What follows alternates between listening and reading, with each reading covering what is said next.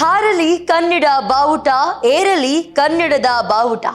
ಕನ್ನಡ ಬಾವುಟದ ಘನತೆಯನ್ನ ಮುಗಿಲೆತ್ತರಕ್ಕೆ ಏರಿಸಿದವರು ಲಕ್ಷ ಮಂದಿ. ವಿಶ್ವ ವೇದಿಕೆಯಲ್ಲಿ ಕನ್ನಡಾಂಬೆಯ ಕಿರೀಟವನ್ನ ಲಕಲಕನೆ ಹೊಳೆಯುವಂತೆ ಮಾಡಿದವರು ಹಲವರಿದ್ದಾರೆ. ಅಂಥವರ ಪೈಕಿ ವರ್ತಮಾನದಲ್ಲಿ ಕನ್ನಡ ಜ್ಯೋತಿ ಬೆಳಗುತ್ತಿರುವವರು ಇವರು. ಇವತ್ತಿನ ವಿಶೇಷ ಕಾರ್ಯಕ್ರಮದಲ್ಲಿ ನಾಗತಿಹಳ್ಳಿ ರಮೇಶ್ ಅವರ ವಿಶ್ವವಿಖ್ಯಾತಿ ಬಗ್ಗೆ ನೋಡೋಣ. ನೀರೊಳಗೆ ಈಜುವ ಮೀನಿನ ಕಣ್ಣೀರನ್ನ ಕಂಡವರಾರು? ದೈಹಿಕ ಆಕರ್ಷಣೆಗಿಂತ ಅಂತರಂಗದ ಆಕರ್ಷಣೆ ಮುಖ್ಯ. ಈಗ ಶಿಕ್ಷಣ, ವೈದ್ಯಕೀಯ, ಆಧ್ಯಾತ್ಮ ಎಲ್ಲವೂ ಬಿಸ್ನೆಸ್.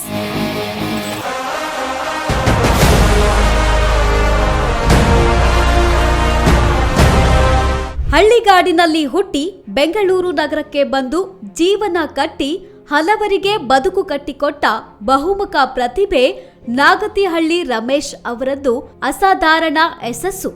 ಅವರು ಹುಟ್ಟಿ ಬೆಳೆದ ಪರಿಸರವೇ ಅವರ ಸಾಹಿತ್ಯದ ಕಥಾವಸ್ತು. ಅವರು ಕಂಡ ಬದುಕೆ ಅವರ ಕವನಗಳ ಜೀವ ಸೆಲೆ. ಕಾವೇರಿಯ ಜೀವ ಜಲವೇ ಕನ್ನಡ ಕರ್ತೃತ್ವ ಶಕ್ತಿಯ ರಕ್ತ. ಕನ್ನಡದ ಬರಹಗಳು ಗಡಿಯಾಚೆ ದಾಟುವುದೇ ಅಪರೂಪ. ಅಂತಹದ್ರಲ್ಲಿ ಕನ್ನಡದ ಶಕ್ತಿಯೊಬ್ಬರು ವಿಶ್ವ ಮಾನ್ಯತೆ ಪಡೆಯುವುದೆಂದರೆ ಸಾಮಾನ್ಯ ಮಾತೆ. ಶ್ರೀಲಂಕಾದಲ್ಲಿ ವಿಶ್ವಸಂಸ್ಥೆ ಕಾರ್ಯಕ್ರಮದಲ್ಲಿ ಕನ್ನಡ ಬಾವುಟ. ಮಾನವ ಹಕ್ಕುಗಳ ಬಗ್ಗೆ ಜಾಗೃತಿ ಮೂಡಿಸಿದ ಹೆಮ್ಮೆಯ ಕನ್ನಡಿಗ. ಹಲವು ವಿಶ್ವ ವೇದಿಕೆಗಳಲ್ಲಿ ಗೌರವ ಪುರಸ್ಕಾರಗಳನ್ನು ಪಡೆದಿದ್ದ ತಮ್ಮ ಸಾಹಿತ್ಯವನ್ನು ನಾನಾ ಭಾಷೆಗಳಲ್ಲಿ ಅನುವಾದಿಸಲು ಅನುವು ಮಾಡಿಕೊಟ್ಟಿದ್ದ ರಮೇಶ್ ಅವರಿಗೆ ವಿಶಿಷ್ಟವಾದ ಅವಕಾಶವೊಂದು ಒದಗಿ ಬಂದಿತ್ತು. ಕಳೆದ ಡಿಸೆಂಬರ್ 10ರಂದು ಶ್ರೀಲಂಕಾದ ಕೊಲಂಬೋದಲ್ಲಿ ವಿಶ್ವಸಂಸ್ಥೆ ವಿಶ್ವ ಮಾನವ ಹಕ್ಕುಗಳ ದಿನಾಚರಣೆಯನ್ನು ಅದ್ಧೂರಿಯಾಗಿ ಆಚರಿಸಿತ್ತು. ಈ ಕಾರ್ಯಕ್ರಮದಲ್ಲಿ ಬಹುಮುಖಿ ಸಾಹಿತಿ ನಾಗತಿಹಳ್ಳಿ ರಮೇಶ್ ಅವರು ಪಾಲ್ಗೊಂಡು ಗೌರವ ಸ್ವೀಕರಿಸಿದ ಮೊಟ್ಟ ಮೊದಲ ಕನ್ನಡಿಗ ಎಂಬ ಹೆಗ್ಗಳಿಕೆಗೆ ಪಾತ್ರರಾದ್ರು. ಕರ್ನಾಟಕದ ಇತಿಹಾಸದಲ್ಲೇ ಪ್ರಪ್ರಥಮ ಬಾರಿಗೆ ನಮ್ಮ ಹೆಮ್ಮೆಯ ಕನ್ನಡಿಗ ನಾಗತಿಹಳ್ಳಿ ರಮೇಶ್ ಅವರು ನಮ್ಮ ನಾಡಿನ, ನಮ್ಮ ದೇಶದ ಸಂಸ್ಕೃತಿಯ ಪ್ರತಿನಿಧಿಯಾಗಿ ಇಂತಹ ದೊಡ್ಡ ಸಮಾರಂಭದಲ್ಲಿ ಪಾಲ್ಗೊಂಡಿರುವುದು ಕನ್ನಡದ ಮುಕುಟ ಮಣಿಗೆ ಸಂದ ಗೌರವ. ವಿಶ್ವಸಂಸ್ಥೆಯ ಈ ಕಾರ್ಯಕ್ರಮದಲ್ಲಿ ಬೇರೆ ಬೇರೆ ದೇಶಗಳ ಗಣ್ಯರ ಸಮ್ಮುಖದಲ್ಲಿ ನಾಗತಿಹಳ್ಳಿಯವರು ಗೌರವಕ್ಕೆ ಪಾತ್ರರಾಗಿದ್ದು ನಮ್ಮ ನಾಡಿಗೆ ಹೆಮ್ಮೆ. ವೇದಿಕೆಯಲ್ಲಿ ನಾಗತಿಹಳ್ಳಿಯವರ ಸಾಧನೆ ಪಟ್ಟಿ ಮಾಡ್ತಿದ್ದಾಗ 112 ದೇಶಗಳ ಪ್ರತಿನಿಧಿಗಳು ಎದ್ದು ನಿಂತು ನಾಗತಿಹಳ್ಳಿ ರಮೇಶ್ ಅವರಿಗೆ ಗೌರವ ಅಭಿನಂದನೆಗಳನ್ನ ಸಲ್ಲಿಸಿದ್ದು ಸರಸ್ವತಿಯ ವರ. ವಿಶ್ವ ವೇದಿಕೆಯಲ್ಲಿ ಮಾತನಾಡಿದ ನಾಗತಿಹಳ್ಳಿ ರಮೇಶ್ ಅವರು ದೂರದ ಶ್ರೀಲಂಕಾದಲ್ಲಿ ಮೊದಲು ನೆನೆದದ್ದು ತಮ್ಮ ತಾಯ್ನುಡಿಯನ್ನೇ. ಅವರಿಗೆ ನಮ್ಮ ತಾಯಿ ನೆಲದ ಭಾಷೆ ಅಂದ್ರೆ ಇನ್ನಿಲ್ಲದ ಗೌರವ, ಪ್ರೀತಿ. ಅದೇ ರೀತಿ ಅಂದು ಕೂಡ ತಮ್ಮ ಭಾಷಣದ ಮೊದಲು ಕುವೆಂಪು ಅವರ ನಾಡಗೀತೆಯ ಸಾಲುಗಳಾದ ಜಯ ಭಾರತ ಜನನಿಯ ತನುಜಾತೆ, ಜಯ ಹೇ ಕರ್ನಾಟಕ ಮಾತೆಯನ್ನು ನೆನಪಿಸಿಕೊಂಡು ತಮ್ಮ ತಾಯ್ನುಡಿಯ ಮೇಲಿರೋ ಪ್ರೀತಿಯನ್ನು ಶ್ರೀಲಂಕಾದ ಕೊಲಂಬೋದಲ್ಲಿ ಕೂಡ ಪಸರಿಸಿದ್ದಾರೆ. ಅಲ್ಲಿ ಅವರು ಆಡ್ತಿದ್ದ ಒಂದೊಂದು ಮಾತುಗಳು ಸಹ ಅಲ್ಲಿದ್ದವರ ಮನಸ್ಸನ್ನ ನೇರವಾಗಿ ತಾಕುತ್ತಿತ್ತು. ಎಲ್ಲರಿಗೂ ನಮಸ್ಕಾರ. ಜೈ ಭಾರತ ಜನನಿಯ ತನುಜಾತೆ, ಜೈ ಹೇ ಕರ್ನಾಟಕ ಮಾತೆ. At this time, we have to think about earth. See, today, what a tragical thing happened in this earth. We have to give value, we have to give respect. We have to give value, we have to respect. Today, everything is saleable. Earth is saleable, water is saleable, fire is also saleable, everything is saleable. So that's why we have to understand the theory, philosophical, what enlightenment by Buddha given to us. We have to think about, we have to preserve our nature. Whatever it may be, one thing we have to, I'm not provoking concern, humanity and compassion. It is the whole message to the world. ನೀರೊಳಗೆ ಈಜುವ ಮೀನಿನ ಕಣ್ಣೀರನ್ನ ಕಂಡವರಾರು? ಅದನ್ನು ಪರಮಹಂಸರು, ಶಾರದಾದೇವಿ, ಬುದ್ಧ, ಬಸವ, ಪೈಗಂಬರ, ಗುರುನಾನಕ್ ಮುಂತಾದ ಮಹನೀಯರು ಕಂಡಿದ್ದಾರೆ ಅನ್ನೋದನ್ನ ಬಹಳ ಅರ್ಥಪೂರ್ಣವಾಗಿ ಹೇಳ್ತಾರೆ. ಆದರೆ ಅಂತಹ ದೈವಿಕ ದೃಷ್ಟಿಯ ಕಣ್ಣುಗಳನ್ನು ಪಡೆಯಲು ನಾವಿನ್ನೂ ಸಹ ಒದ್ದಾಡುತ್ತಿದ್ದೇವೆ. ನಾಗತಿಹಳ್ಳಿ ರಮೇಶ್ ಅವರ ಅಂದಿನ ಆ ಮಾತುಗಳು ಒಂದು ರೀತಿಯಲ್ಲಿ ಇಡೀ ಮನುಕುಲದ ಕುರಿತಾಗಿದ್ದಂತಹ ತತ್ವ ಲೇಖಗಳಂತೆ ಇತ್ತು. ಅವರಲ್ಲಿ ಇರುವಂತಹ ಪ್ರೀತಿ, ಕರುಣೆ, ಮಮತೆ, ಸಹಬಾಳ್ವೆ ಅವರ ಮಾತುಗಳಲ್ಲಿ ಪದೇ ಪದೇ ಕಾಣಿಸ್ತಿದ್ವು. ಆತ್ಮದ ಬಗ್ಗೆ ಮಾತನಾಡುತ್ತಾ ಅವರು ಆತ್ಮದ ಶುದ್ಧೀಕರಣಕ್ಕಿಂತ ಆತ್ಮದ ಕಾಂತಿಯ ಬಗ್ಗೆ ಒತ್ತಿ ಹೇಳಿದರು. ಅಂದರೆ ಭೌತಿಕ ಪ್ರಕಾಶಕ್ಕಿಂತ ಹೃದಯ ಪ್ರಕಾಶಿಸುವುದು ಮುಖ್ಯ ಎಂಬುದು ಅವರ ಮಾತುಗಳ ತಾತ್ಪರ್ಯ. ಹೀಗೆ ಹೃದಯ ಪ್ರಕಾಶಿಸಿದಾಗ ಮಾತ್ರ ಪ್ರಶಾಂತತೆ ಹಾಗೂ ಜಗತ್ತನ್ನು ಅಪ್ಪಿಕೊಳ್ಳುವ ವಿಶಾಲ ಮನಸ್ಸು ಅರಳಲು ಸಾಧ್ಯ. ಅಂದರೆ ಅವರು ಹೇಳೋ ಪ್ರಕಾರ ಹೊರಗಿನ ಅಂದರೆ ದೈಹಿಕ ಆಕರ್ಷಣೆಗಿಂತ ಪ್ರತಿ ಜೀವಗಳನ್ನು ಸೆಳೆಯುವುದು ಅಂದ್ರೆ ಅದು ನಮ್ಮ ಅಂತರಂಗದ ಆಕರ್ಷಣೆ. ಅದೇ ನಿಜವಾದ ಮನುಷ್ಯನ ಶಕ್ತಿ. ಅದು ಪರಸ್ಪರ ಪ್ರೀತಿಯ ಮೂಲಕ ಮನುಷ್ಯನನ್ನು ದೈವಿಕ ಸ್ಥಿತಿಗೆ ಕೊಂಡೊಯ್ಯುತ್ತೆ.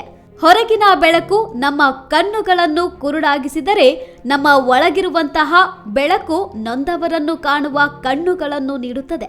ಹಾಗೆಯೇ ಸುಮ್ಮನೆ ತೋರಿಕೆಯ ಅನುಕಂಪ ಅನ್ನೋದು ಕೇವಲ ಒಣ ಮರುಕವನ್ನು ಸೃಷ್ಟಿಸುತ್ತದೆ. ಆದರೆ ನಿಜವಾದಂತಹ ಅಂತಃಕರಣ ನಮ್ಮನ್ನು ನೈಜ ಕರುಣಾಳುವನ್ನಾಗಿ ಬದಲಾಯಿಸುತ್ತದೆ. ಆಗ ಮಾತ್ರ ನಾವು ನೋವುಂಡ ಜೀವಗಳನ್ನು ಸಂತೈಸೋದಕ್ಕೆ ಸಾಧ್ಯವಾಗುತ್ತದೆ. ಸಹಾನುಭೂತಿಯು ಪ್ರೀತಿ ಬಯಸುವ ಆತ್ಮಗಳನ್ನು ಹುಡುಕುತ್ತದೆ. ಅಂತಹ ಜೀವಗಳು ನಮ್ಮ ಸುತ್ತಮುತ್ತಲೂ ಇವೆ. ಅವುಗಳನ್ನು ಹುಡುಕಿ ಸಂತೈಸುವ ಸಹಾನುಭೂತಿಯನ್ನು ನಾವು ಬೆಳೆಸಿಕೊಳ್ಳಬೇಕು. ನೊಂದ ಹೃದಯಗಳ ಮೇಲೆ ಪ್ರೀತಿ ಎಂಬುದು ಒಂದು ಅಳಿಸಲಾಗದ ಸಹಿ ಇದ್ದಂತೆ. ಅಲ್ಲಿ ನಮ್ಮ ಉಪಸ್ಥಿತಿ ನೊಂದವರಿಗೆ ದಾರಿದೀಪವಾಗುತ್ತದೆ. When Velaptiyaji is a Guru man,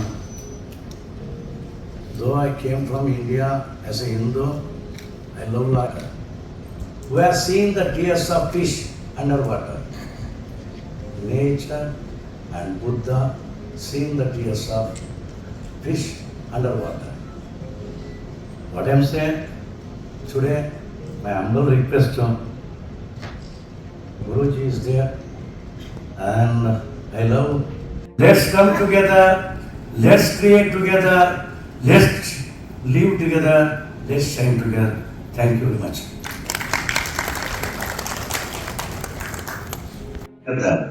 ಆಧ್ಯಾತ್ಮ ಎಂಬುದು ನಮ್ಮ ಆಳದ ಹುಡುಕಾಟವಾಗಬೇಕು. ಆದರೆ ಇಂದು ನಾವು ತೋರಿಕೆಯ ಸಹಾನುಭೂತಿಯಲ್ಲಿದ್ದೇವೆ. ಮಾತಿಗಿಂತ ಕೆಲಸ ಮುಖ್ಯವಾಗಬೇಕು. ಹೇಗೆಂದರೆ ಪ್ರಾರ್ಥಿಸುವ ಕೈಗಳಿಗಿಂತ ಸಹಾಯ ನೀಡುವ ಕೈಗಳು ದೊಡ್ಡದು. ಅದೇ ರೀತಿ ಅತಿ ಪ್ರಖರವಾದ ಬೆಳಕು ಸಹ ನಡೆಯುವ ದಾರಿ ಕಾಣಿಸದೆ ಕಣ್ಣುಗಳನ್ನು ಮಬ್ಬಾಗಿಸುತ್ತದೆ. ಆದರೆ ಮಂದವಾದ ಮೇಣದ ಬತ್ತಿಯಂತಹ ತಣ್ಣನೆಯ ಬೆಳಕು ದಾರಿ ತಪ್ಪಿದವರನ್ನು ಮುನ್ನಡೆಸುತ್ತದೆ. ಇಂದು ನಾವು ಕ್ಷಣಿಕ ಸೌಂದರ್ಯದ ಬೆನ್ನು ಹತ್ತಿದ್ದೇವೆ. ಆದರೆ ನಮಗೆ ಬೇಕಾಗಿರುವುದು ಶಾಶ್ವತವಾಗಿ ಪ್ರಕಾಶಿಸುವ ಹೃದಯದ ಸೌಂದರ್ಯ. ಕರುಣೆ ಎನ್ನುವ ಸಿಹಿ ಬದುಕಿನ ಕಹಿಯನ್ನು ನುಂಗುವ ಶಕ್ತಿಯನ್ನು ನೀಡುತ್ತದೆ. ನಾವು ನಮ್ಮ ಅಂತರಂಗದ ತೋಟವನ್ನು ಸಹಾನುಭೂತಿ, ಪ್ರೀತಿ, ಕರುಣೆ ಎಂಬ ಜೀವಜಲಗಳಿಂದ ಬೆಳೆಸಿದಾಗ ಮಾತ್ರ ಜಗತ್ತಿಗೆ ಮಮತೆಯ ಪುಷ್ಪಗಳನ್ನು ನೀಡಲು ಸಾಧ್ಯ. ಹಾಗೆ ಇಂದಿನ ಶಿಕ್ಷಣ ಕ್ಷೇತ್ರ, ವೈದ್ಯಕೀಯ ಕ್ಷೇತ್ರ, ಆಧ್ಯಾತ್ಮಿಕ ಕ್ಷೇತ್ರ ಹೇಗಿದೆ ಅಂದ್ರೆ ಅದು ಬರೀ ಸೇವೆಯಾಗಿ ಉಳಿದಿಲ್ಲ, ಬದಲಾಗಿ ಉದ್ಯಮಗಳಾಗಿವೆ. ಹಾಗಾಗಿಯೇ ಅವುಗಳಿಗೆ ಮಾನವೀಯತೆಯ ಸ್ಪರ್ಶವೇ ಇಲ್ಲ. ಮಾನವೀಯ ಸ್ಪರ್ಶವಿಲ್ಲದಂತಹ ಯಾವುದೇ ಕೆಲಸಕ್ಕೂ ಸಹ ಅರ್ಥ ಇರೋದಿಲ್ಲ. Ladies and gentlemen, what I'm saying, you have to adapt speaking of theory. First of all, I'm not happy because lot of innocent people victimized because of cyclone disorder. We are all, first of all, support my humble request to so many innocent people. ಹೀಗೆ ತಮ್ಮ ಭಾಷಣದಲ್ಲಿ ಮನುಷ್ಯನ ಒಳಿತಿನ ಹುಡುಕಾಟ, ಅದಕ್ಕಾಗಿ ಪ್ರೀತಿ, ಸಹಾನುಭೂತಿಯ ಗಳಿಕೆ ಎಲ್ಲವನ್ನೂ ಮನ ಮುಟ್ಟುವಂತೆ ಹೇಳಿದ ರಮೇಶ್ ಅಲ್ಲಿದ್ದವರ ಮನ ಮುಟ್ಟಿದರು. ಭಾರತದ ಮತ್ತು ಕರ್ನಾಟಕದ ಪ್ರೀತಿ, ಪ್ರೇಮ, ಒಲುಮೆ ಮತ್ತು ಸಹಬಾಳ್ವೆಯ ಹೃದಯವಂತಿಕೆಯನ್ನ ವಿಶ್ವಸಂಸ್ಥೆಯವರೆಗೆ ಕೊಂಡೊಯ್ದ ನಾಗತಿಹಳ್ಳಿ ರಮೇಶ್ ಅವರದ್ದು ತುಂಬು ವ್ಯಕ್ತಿತ್ವ. ಈಗಲೂ ಸಾದಾ ಸೀದಾ ಮನುಷ್ಯನಂತೆ ಅಪಾರ ಜನಪ್ರಿಯತೆಯಿಂದಲೇ ಅವರು ಓಡಾಡ್ತಿದ್ದಾರೆ. ನೀವೊಮ್ಮೆ ಇವರನ್ನ ಭೇಟಿ ಮಾಡಿ, ಇವರ ತೂಕ ನಿಮಗೆ ಗೊತ್ತಾಗುತ್ತೆ. ಇಷ್ಟು ಮಾತ್ರ ಹೇಳಬಲ್ಲೆವು. ಇದೇ ಇವತ್ತಿನ ಸ್ಪೆಷಲ್. ನೋಡ್ತಾ ಇರಿ ಸ್ಪೀಡ್ ನ್ಯೂಸ್ ಕನ್ನಡ. ಸುದ್ದಿ ನಿಮ್ಮದು, ವೇಗ ನಮ್ಮದು.